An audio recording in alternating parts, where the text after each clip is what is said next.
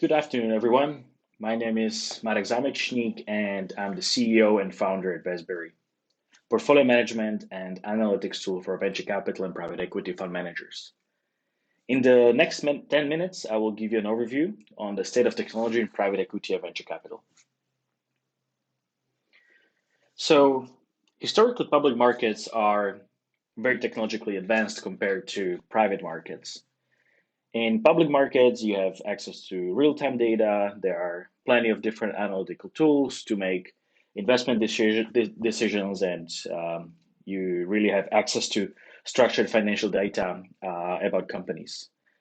On the other side, and other hand, we see in private markets that the accessibility of data is very limited for investor. There's a lot of human capital involved in decision making, and most of the workflow analysis lives in Excel spreadsheets. So clearly, there is a big technological gap. The question is, why should we even bother? Well, private equity and venture is becoming a really attractive asset class for investors. As there is more interest, then the investors demand also more data points from the fund managers. What this means, and this is a study by Intertrust Group, the investors will require higher reporting frequency. On the top right, you can see that the green, orange, and red are live daily and weekly frequencies, which are very demanding for fund managers to report on. So it means that basically the fund managers and the private equity and venture capital will have to evolve in information management. They will have to have certain IT systems in place to answer this type of demands from LPs. They will also want to collect more data points. They will want to see on the topics on the ESG, diversity, or cybersecurity, with also higher granularity of data. So they want to have more layers of the data to make better investment decisions within this asset class. So it's really becoming a hustle to make this streamlined. On the other side, from the CFOs and the CFO's perspective, the CFOs, they want to spend more time and resources on monitoring the portfolio performance and also improving their internal operations. These are to be enhanced also by software in order to make these processes streamlined and to have more insights on the data. So it's more about understanding the data rather than collecting the data and creating reports to the investors. In order to cope with this increased demand, building your technological stack will be crucial. And we are here today to give you a glimpse on what are the kind of building blocks of your potential tech stack and how your peers in the industry think of building the tech stack. What are the different components here that could be supported by technological providers and vendors? So here are some of the components, and we need to structure them into certain framework. And this is coming out from our experiences as we talk to fund managers and how they think of the technologies. So how to think of your stack, how to build it? When we look at the technology providers in this domain, we think about it in three segments. The first one is front office, middle office, and back office. Each category has its own components for which you can find providers. Depending on your current workflow, this can be a framework for you to think of when you're building the stack. So one of the main components is to have a project management tool, which allows you for internal alignment with your teams, which goes really from front office all the way to the back office. Within the second layer are the components for each category. So in the front office activities, these include mostly market-facing activities such as fundraising, marketing, or deal sourcing. So you need some kind of CRM in place. In the middle office, it's more about what happens after the investment. So it's about portfolio management, portfolio monitoring, and portfolio analytics. And then the back office focuses on the fund management, fund accounting, and creating reports to the LPs or giving access to the LPs via portals. The bottom layer, the third layer, is the data layer, where you can feed this structure either via external data sources or internal data sources. You can use it for benchmarking of your performance or the portfolio performance.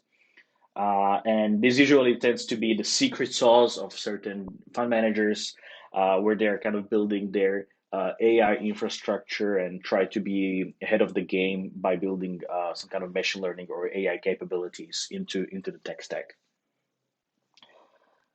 Yeah, so let's actually take a look at certain vendors which we have seen and are popular among the fund managers. I will briefly present a few of the names, and of course we have a more extensive list. If you would like to get that list, please feel free to reach out to us. So project management, some of the most common are Airtable, Notion, or Asana. As I said before, this is a layer, so you are internally aligned with your team on the fund level, and also kind of like a project management to-do list tool as well. Marketing, we see a lot of interesting tools here where also fund managers are marketing themselves either towards the portfolio companies or potential LPs. Of course, content marketing is a strategy that has a long-term impact. So systems or solutions such as Medium for blogging or Contently that helps you to actually create professional content within certain verticals are great providers. For newsletters, so you want to keep your site stakeholders up to date, either the portfolio companies or the potential leads in your pipeline. You want to automate it. You don't want to be, manual emails, so Mailchimp or SendGrid. And then you also want to understand which channels work, and if you can, you also want to automate bits and pieces in the marketing cycle, which Mixpanel, HubSpot, or Mixmax are good tools for marketing automation and analysis. Deal sourcing, clearly this is one of the crucial points in the private equity and venture capital life cycle. The main purpose is to have centralized communication. So you know what your colleagues are doing, you know what kind of deals they talked to and what they talked about, what kind of pitch decks they shared. So you have really centralized place where the communication is. Also automation, you find yourself a lot in replying and reaching out to portfolio companies. So you also want to automate certain responses or follow-ups. So automation is critical here, and also overall pipeline management to have visibility, what kind of stages you have there in the pipeline and where the leads and deals are within the pipeline. So for these, Affinity is a very, very advanced tool for CRM, but also HubSpot, Pipedrive, Dynamo, or Salesforce are very strong CRM tools. For fundraising, there are tools how to get to LPs. It's not just about going to the events or building your network, but there are technologies that can help you out here. So, for instance, MandateWire or FinSearches, they actually track new LP mandates. So they identify LPs that are willing to invest into private equity and venture. So definitely important to follow any databases of this sort. Secondly, LPGP marketplaces, so Palico or iCapital Network, they provide profiles for fund managers, but also LPs where you can place your fund if you're fundraising, and effectively you can know at what funds are fundraising at what point.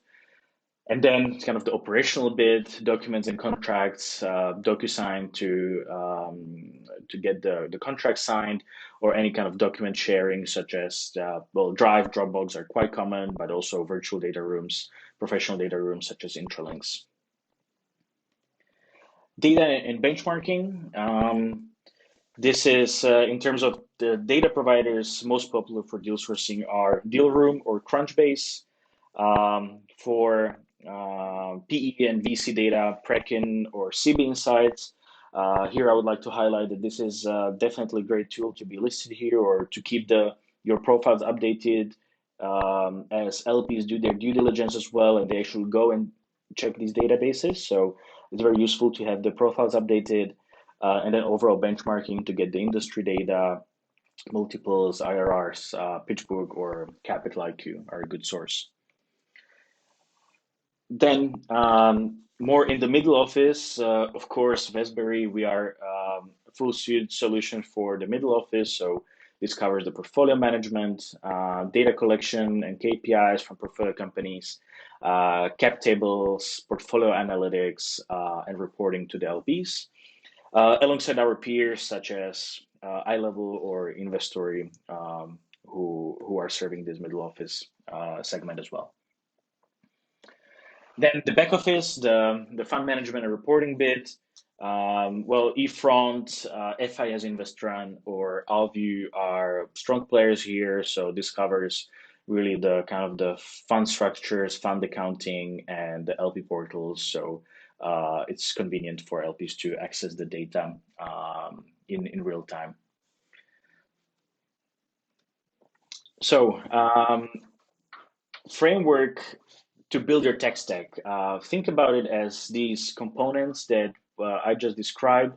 Of course, there are plenty of other vendors as well for each segment. So it's about kind of building your stack that fits your workflow.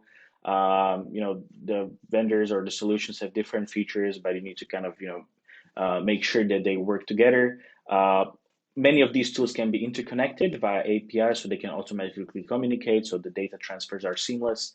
But this is kind of the solid framework to start with if you're thinking of kind of digitalization and improving the internal operations in a fund. So, of course, if you would like to if you'd like to get a free consultation, or you would like to see our tool, what it does for some of the leading funds out there, how Vestberry is helping with middle office, but also how to help you with understanding what are the tech stack options, please feel free to reach out to us or directly to my email.